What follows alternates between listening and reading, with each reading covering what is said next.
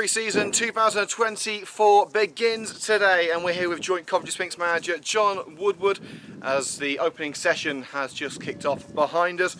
Woody, fans may think that summer is the rest period between seasons. You and I both know that's not the case. There's been no rest at all here at Sphinx. How has the pre-season preparation been going for you so far? Yeah, it was very busy early doors, probably a week after, even earlier, after the season finished. It was starting to sound players out. I thought to myself, you know, try and get ahead of the game, but quickly as you spoke to players, you realised everybody else was on it as well. So yes, it's been a very tough off season. It's like going fishing. You probably talk to 25 players and you probably catch 2 or 3. So it is tough. Very competitive out there. Some players have been a credit,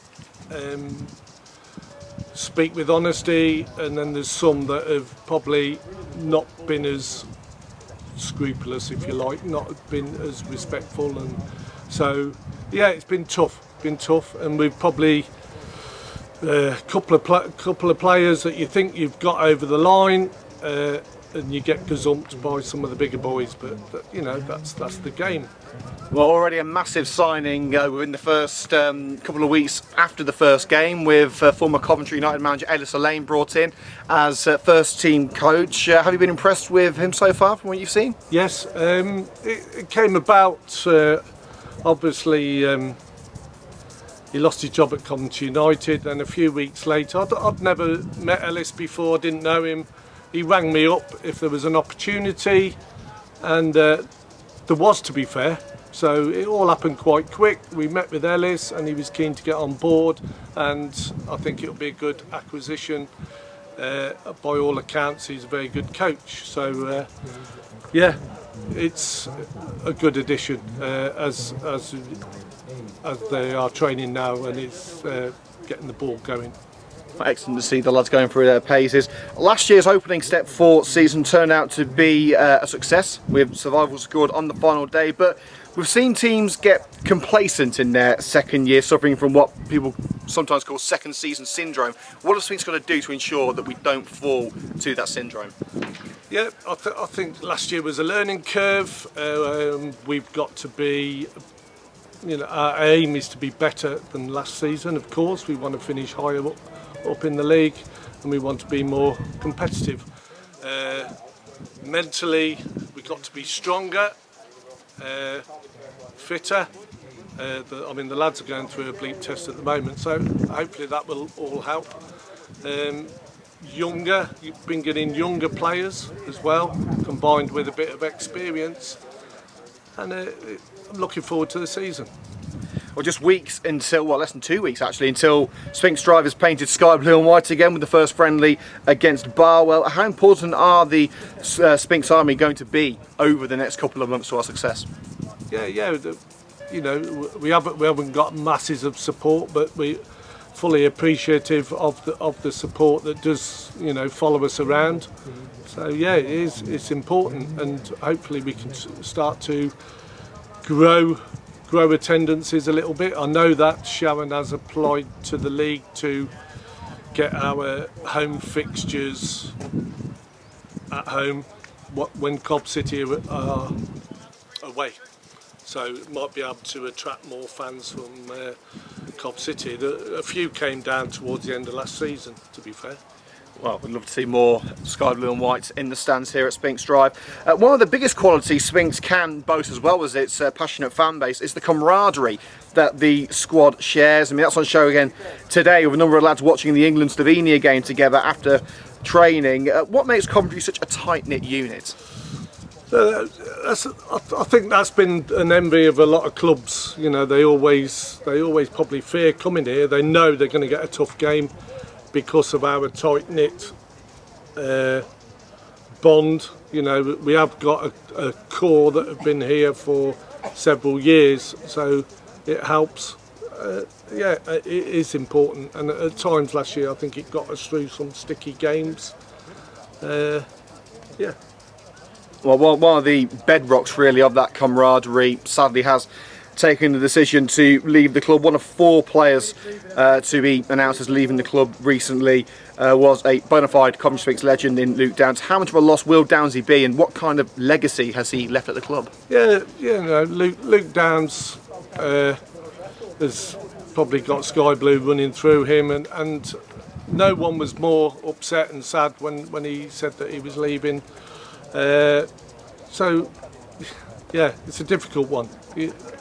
Players do move on, and we wish him all the best in his new venture at Rugby Borough. And he's always welcome. He's always been welcome back here, and Laura as well. She was, very supportive behind the scenes as well. Well, veteran defender William Edgingwele made a decision to hang up his boots over the summer. You had hoped to keep him on at the club, if not in a playing capacity, in another capacity, but he certainly made his mark during his short time with the club. Yeah, Will was brilliant, an absolute gentleman.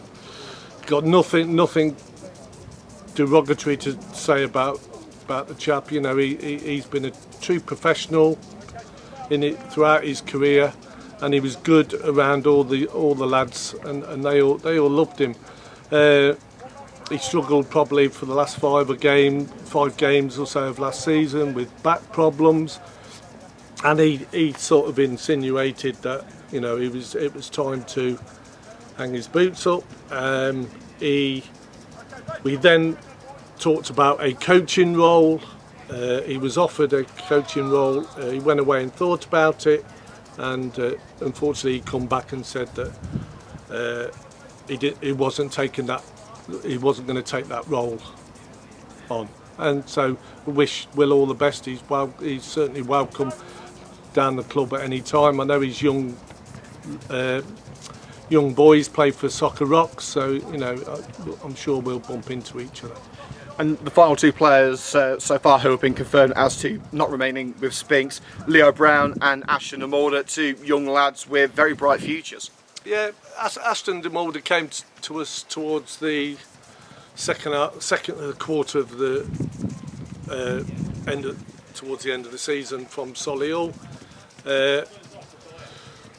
He featured quite a bit towards the end of the season, and I think he probably realised that he needed to go away and probably improve his fitness.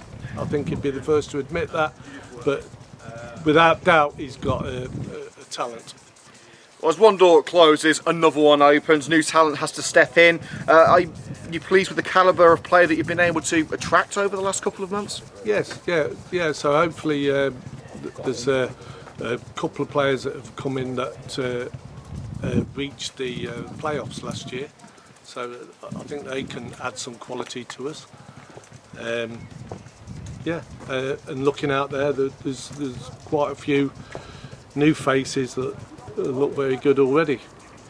And finally, ahead of the opening pre-season fixture here at Sphinx Drive versus Barwell on Saturday, the 6th of July, what do you now need to see from these Sphinx lads until then? How can the Sphinx squad earn their place in next season's team? Yeah, it'll be tough. Some will fall by the way. It is hard. At the end of the day, come the first game of the season, you only can name 16 players. And we know that we do need a bigger squad than 16 when the injuries, suspensions kick in. So we are asking for players to be patient.